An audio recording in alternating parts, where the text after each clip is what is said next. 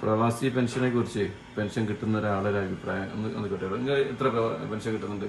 എനിക്ക് 3500 കിട്ടുന്നുണ്ട്. 3500. എത്ര കൊല്ലം കിട്ടാൻ വേണ്ടിട്ട്? അതിപ്പോ 60 വയസ്സിന് ശേഷം കിട്ടുന്നുണ്ട്. ഇപ്പൊ എത്ര? 4-5 വർഷം. ഇപ്പൊ 66.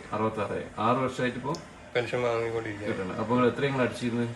ഞാൻ 5 കൊല്ലം തുടർച്ചയായിട്ട് 18,000 റുപ്യ അടച്ചത്. പക്ഷെ അത് നമ്മള് ഇതിന് മുമ്പേ, അതായത് ഗൾഫിൽ നിൽക്കുന്ന 300 ഗൾഫിൽ നിൽക്കുന്ന സമയത്തൊക്കെ നമ്മൾ ഇതിനെപ്പറ്റി ആലോചിച്ച് പിടിച്ചിട്ട് നമ്മൾ മനസ്സിലാക്കി കഴിഞ്ഞിട്ട് അന്ന് മുതൽ അടക്കുകയാണെങ്കിൽ നമുക്ക് എത്രയാണോ അടച്ചത് ആ അടച്ചതിനനുസരിച്ചുള്ള തോത് നമുക്ക് പെൻഷൻ കിട്ടുമായിരുന്നു. ഇപ്പൊ നമുക്ക് 3500 കിട്ടുന്നുണ്ട് എനിക്ക്. കാരണം ഞാൻ അത്ര അടച്ചിട്ട് 5 കൊല്ലം അടച്ചിട്ടുണ്ട്.